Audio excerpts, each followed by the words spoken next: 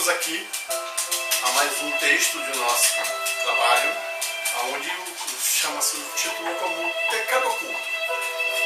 Esse título ele vem do Salmo 19, versículo 12, que assim está escrito: quem pode discernir os próprios erros? Purifica-me tu dos que me são ocultos. Pois bem, o salmista, quando falou esse versículo, ele estava preocupado com aquilo que ele não podia resolver. Como nós podemos entender essa citação do salmista? Pois se nós não podemos discernir os nossos próprios erros, e como saberemos quando os cometemos? Ou melhor, se não sabemos, como o Senhor Deus poderá purificar os nossos pecados que são ocultos? Temos que primeiro confessar os nossos erros todos os dias, o mais simples até os mais graves, pois erros, são pecados, e pecados não existem em menor ou maior grau. Como ensinam os apóstolos João e Tiago, quanto à confissão dos pecados, os crentes são ensinados também em 1 João 1,9 a confessar os seus pecados a Deus. Deus é justo e fiel para perdoar os nossos pecados. Quando o confessamos a Ele, o próprio Tiago também fala da confissão das nossas transgressões uns aos outros, mas não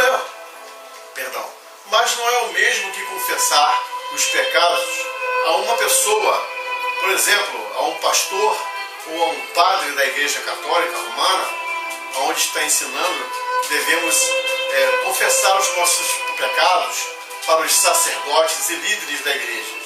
Eles não são mencionados em parte alguma no contexto de Tiago 5,16.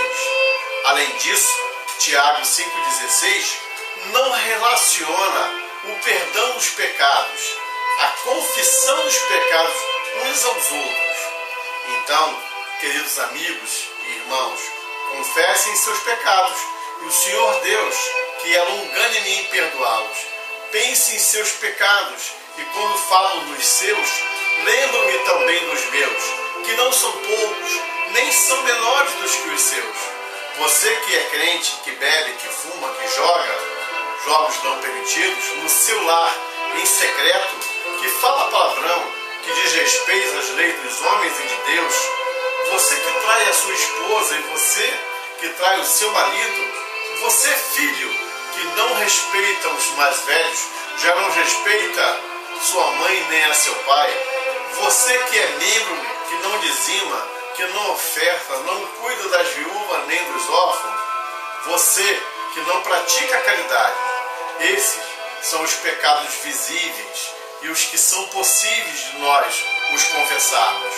E os invisíveis? Aqueles que cometemos que só o Senhor Deus sabe. Desse devemos ter maior cuidado, maior vigilância.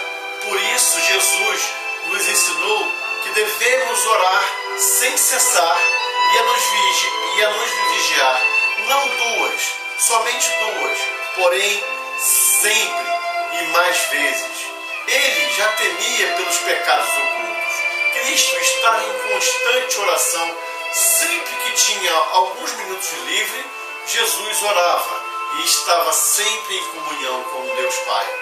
Somente assim podemos nos livrar dos nossos pecados ocultos, pela vigilância constante.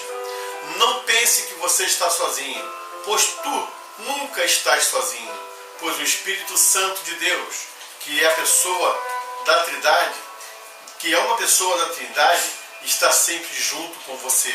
Se a tua consciência não te condena do pecado que tu faz em oculto, fique alerta, pois o Senhor Deus pode não ter o mesmo entendimento, e aí tu estarás pecando, conforme afirma o livro de Hebreus em seu capítulo 10, versículo 31, horrível coisa é cair nas mãos de Deus. Pois, se você estiver nas mãos de Satanás, nas suas armadilhas, nos seus truques, Ele, o Senhor Deus, o Senhor Jesus, pode te libertar. Mas se cairdes nas mãos de Deus, o inferno te parecerá um paraíso. Confesse teus pecados e peça perdão pelos pecados ocultos, pois estes sim podem te levar para um local pior do que o inferno, se é que esse local existe. Talvez no inferno ainda possa existir a misericórdia de Deus, porém, desse lugar horrível que é cair nas mãos do Deus vivo, não sei. Perdoe-me, Senhor Deus, os meus pecados invisíveis, pois deles não tenho consciência. Só o Senhor tem. Talvez por isso Jó, todos os dias, queimava a oferta ao Senhor pelos seus filhos, pois ele não conhecia os pecados de seus filhos, e os mesmos para ele Jó era oculto. Mas toda a oferta de Jó nada adiantaria, e diversos animais foram sacrificados em vão, pois os pais não podem pagar pelos erros dos filhos e vice-versa. Posso e devorar pelos pecados dos meus filhos, da minha esposa, dos meus pais, do meu marido, dos meus amigos, do meu vizinho e mesmo dos meus inimigos, mas não posso garantir a eles nada a não ser a misericórdia. Pois sei que Deus é longânime, é misericordioso, mas devemos nos arrepender, pois os dias são chegados e Cristo virá para levar a sua igreja. Que o Senhor Deus nos perdoe agora e sempre. Amém. Que Deus possa perdoar os meus e os seus pecados. Não creia, meu irmão, que você não peque. Você peca, mas você deve não pecar. E o único caminho para não pecar é a vigilância através da oração. Que Deus te abençoe verdadeiramente e a mim também. Em nome de Jesus. Mais uma vez. Amém.